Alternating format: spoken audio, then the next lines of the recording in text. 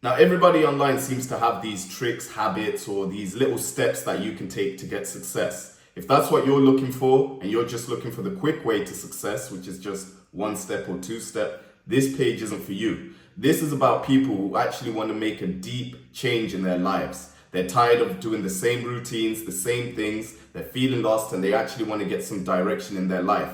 They know they've got potential and they're people who are willing to put in the work. This is about deep level identity change. I've got a newsletter called The Next Chapter. We will be breaking down absolutely everything about you guys, from your mindsets, your philosophies, the things that you actually do on a day-to-day basis, your time schedule. And we're not only going to teach you how to build the life you want, but to become the sort of person that you can admire. See, change doesn't come by doing certain things. Change comes by becoming the sort of person that you want to be in this world. Click the link in the bio if you're serious, no lazy people, and let's get started with the video. Now, when it comes to the world, if you guys don't have a plan for your life, society is going to pave a path for you. And society's path is actually paved for you so that it best suits the economy. You're basically put into this machine where the engine is rolling, and essentially you're just meant to produce results that best benefit everyone else, but you never actually do anything for your own self-interest. And this is necessary, of course, because human beings naturally were lazy people. If we were left without some sort of order, some sort of direction to move in our lives, the very thing that we would do is just survival, and pretty much we wouldn't develop the economy this way if that was the case. So there's definitely a reason why that is put in place. But because we're so caught up on the hamster wheel, what we forget to do is actually take a direction that we actually want to go down and use that direction to also benefit society. Rather than that, we wait for somebody to point a finger and point us in the right direction, and usually it's in a direction that we don't actually want to go down. I want to take you guys back to school days. If you think about even how the education system is set up, you go in there maybe when you're 3 or 4, you leave there when you're about 18, 21, and essentially every single next step is already paid for you. You know, when you go in this grade, you're going to go to this grade, year 1 to year 2, year 2 to year 3, and the hamster wheel keeps going and going and going. And once you get into your workplace, it's a similar structure. Now, everything needs structure, of course, but like I said, when the structure's already been paid for you, what happens is if this doesn't resonate with you, you find it very, very difficult to stay on that path, because really and truly, you're only ever going to be able to stay doing something that truly speaks to you. Now, a lot of the times you're going to find that there is going to be things that you have to do for the sake of survival. I mean, we all need food on the table. So of course, going to work, putting in the work is going to be something necessary. But I want you guys for a minute to actually start looking into the life that you've built for yourselves at this very moment in time. Is it a reflection of where you thought you'll be when you were much younger? Did you think you'd be living where you're living, wearing what you're wearing, you know, speaking to the people you're speaking to, in the circles that you're in? What kind of ecosystem did you imagine yourself living in when you were younger, and where are you currently at in your life? See, if you keep moving forward in your life without actually making a plan, what's going to happen is that your life is going to pretty much look like a film that is stuck on the first scene of the film. It's just stuck on repeat over and over and over for the whole 1 hour and 20 minutes duration of the film. What you want to do is you want to create a film that's dynamic and full of adventure and all sorts of other things as well. See, one of my mentors has a really good saying where he says basically materialistic success is a poor man's version of success. And I remember when I was back in school, between the ages of 4 to 11, one of the things that we used to have is we used to have this day in school. It was called Toy Day. And Toy Day is essentially when all the kids in the school from the lowest grade to the highest would come into school, and they would basically bring their favorite toys to show off to other kids, or also play with other kids doing this.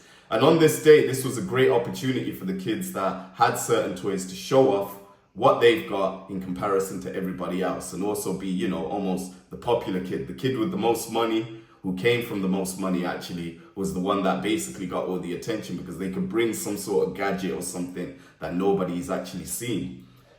And throughout the whole days of school, this is when this comparison mentality sort of kicked in. And I remember as I got older, between the ages of sort of 13 to 16, when you're in higher school, secondary school as we call it in the UK, there was another day called non-school uniform day. And if you remember, non-school uniform day was the day when all of us kids would show up to the playground in our best clothes, best trainers, wearing what we want to wear, feeling how we want to feel. I mean, the guys weren't necessarily as, you know, optimistic as the girls and really trying to show off, but when it came to it, we wanted to make sure that the things that we wore, we felt good in, and we wanted to compare ourselves to other people. See, I remember back in school, I don't know if this happens now, I was born in 95.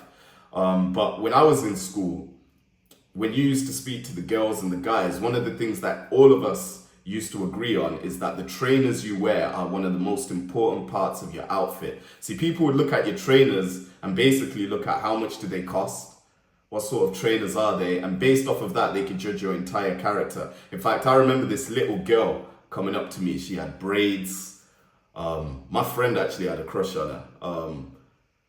And later on, they started dating. But I remember when she first came up to us, we were asking her, I think we were like, we were like 13, man. We were really young. And we remember asking her, what does she look for in a guy? And I remember she was saying to like all of us as guys, the first thing she does when she sees a guy is she looks at the trainers, because that's going to tell her a little bit about, you know, who he is as a person. And these comparisons are sort of embedded into our psyche from very, very young. And if you actually look at us as adults, we haven't really changed in the behaviors that we still take part in, right? So now that we're older, it's no longer trainers. Maybe now it's the house you're living in, the car you're driving, maybe the events and parties and the places you associate yourself with, the things you tend to do on a regular basis. Social media is really proof of our mentality of always making comparisons with each other. We always take the best pictures, pick the best lighting, make ourselves look the best. And we always are competing with this invisible thing. We wanna make our lives appear better than they actually are. The problem with that, though, is that we're not actually truly living to who we actually want to be. And also, a lot of the times, the image that we're portraying to the world is a fake persona. A fake persona that doesn't really resonate with us. And what happens is when you portray a fake persona for very, very long periods of time, you subconsciously convince yourself that your life is actually decent. See, any kind of change you want to go through, there has to be pain. And pain doesn't always have to be physical. Pain can sometimes be psychological. When you want to lose weight, there has to be some sort of break, some sort of pain that's created in order for you to be motivated enough and create the discipline to actually start losing weight or gaining weight, depending on where you are on the spectrum. See, a heartbreak is a really good example of that. If your significant other leaves you, the pain that you get from that is going to actually motivate you to start moving in the right direction. And because we always keep these fake personas, we convince ourselves that the lives we're living are actually good. See, when we was in school, at least we had the structure of knowing what's the next step. And the next step was always beneficial to us. You can argue maybe the education system is biased or what problems it seems to have. But one thing it did have is that every single grade that you went up, you would learn a little bit more than you did the previous year. At least you was developing yourself. But once you sort of reach your career, it's very easy for you to stagnate for the rest of your life. See, you end up repeating the same life cycle for the rest of your life. And this is a very, very big problem in society. This is why we feel lost. This is why we are using things like materialistics to almost try to make ourselves feel good, is because we've stopped developing ourselves altogether. We've stopped learning. We've stopped improving our minds. We've stopped gaining bigger experiences. Everything has seemed to stop, and we've sort of hit a brick wall where we're just stood there and we don't know where to go next in our lives. The problem when you use materialistic success as the bar that you're reaching for, I want you guys to think about when you were younger, all the things that you wanted at certain parts of your life, whether they were toys, whether at the time it was a new phone that was coming out, maybe a video game if you were like me, the new Xbox 360. I remember when that came out, how badly I wanted that console. At some point in your life, your desire for this thing was so high. You couldn't imagine a life without it. You felt that if you can get this one thing, that your life would be complete. But I want you to look at where you're at right now. How much of that thing that you wanted do you feel satisfaction for?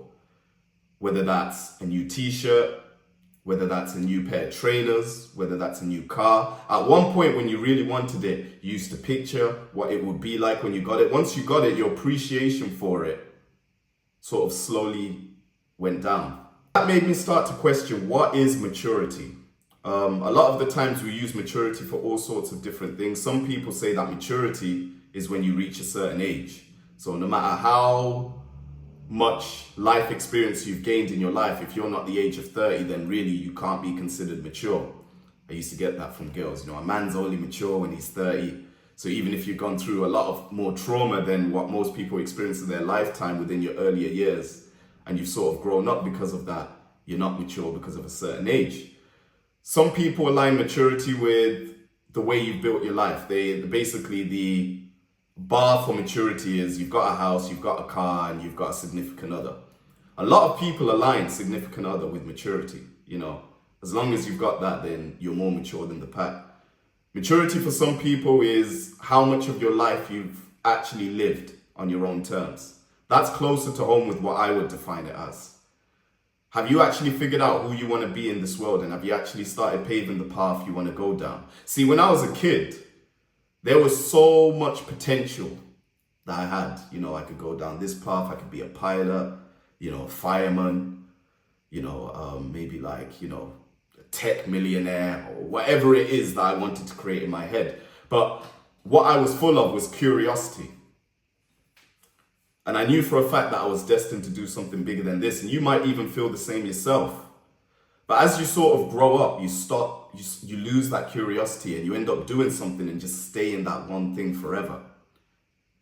Would you consider somebody who's maybe, 50 years old, has been living the same life on repeat, doesn't know where he's going in life, has never actually taken the time to figure out who he is, what resonates with him and what he wants to do in life? Can we really consider that mature? See, maturity to me is when you actually start living life on your terms and you actually start doing the things that really you want to do deep down. See, the path that's paved for you is always going to help you with survival, but that's all it's going to do, survival. In order for you to actually live the life you want to live, there has to be a deep level identity change. You have to become somebody else totally. And there's all sorts of things that can lead you into becoming the sort of person you want to be. There's personality traits that you need to develop, mindset shifts.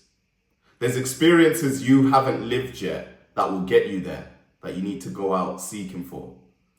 You need to seek people ahead of you, get their opinions, see if it resonates with you, apply it to your life. There's so much you can do, and similar to that anticipation you had when you was waiting for that video game or that car or that house or that significant other that you really wanted in your life, you're going to begin to feel excited again. That curiosity, that childlike drive is going to return into you. See, the reason you've lost that is because you've lost something to move towards.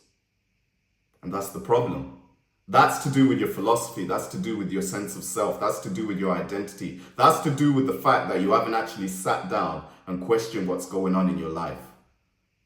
And that's a bigger problem than you guys can ever imagine. Now, I remember when the Avengers film was coming into cinema and all of my friends were talking about we're all going to go to watch the Avenger films. There's a number of films that when they're on the rollout to coming out in cinemas, theaters or wherever it is, everybody's anticipated for them because there's this big hype that's all around them. And when you finally go there, during the time that you're watching the movie, you're enjoying every single scene. You're cultivated. You're looking at it and you're thinking, wow, this is amazing. And as the film goes on and on and on and on, you're waiting for the next scene, the ups and downs that happen, the problems the hero goes through, the trouble the villain brings into the movie, the pain, the hope, all sorts of things that go into making a good film. And what you realize is when the film finishes, that dopamine spike that you had, that euphoria you had, all of a sudden sinks down because you finally got to the end of the film. You've watched the film.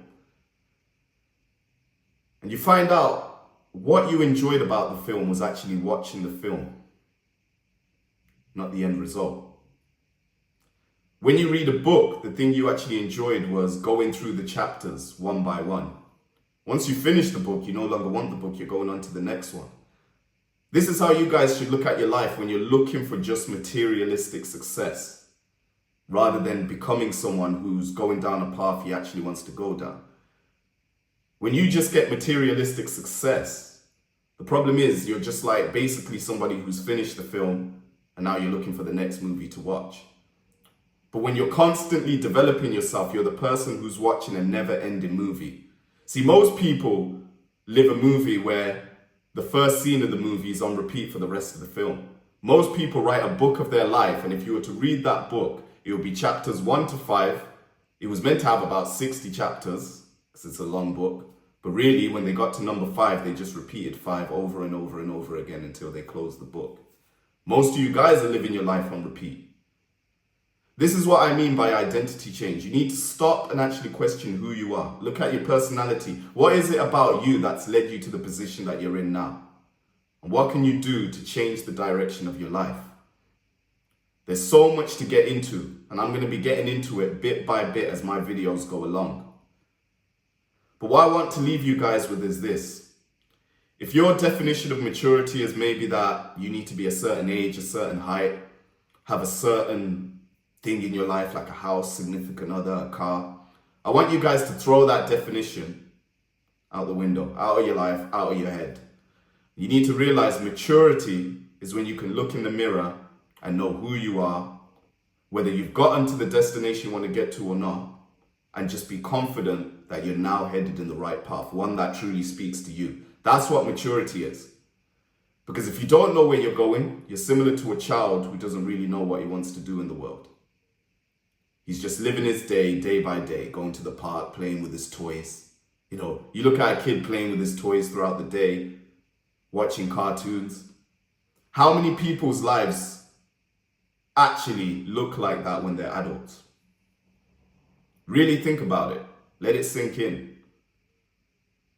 We're going to be getting into a lot more, guys. Like, comment, share, and subscribe. My name's Tino, and thanks for following.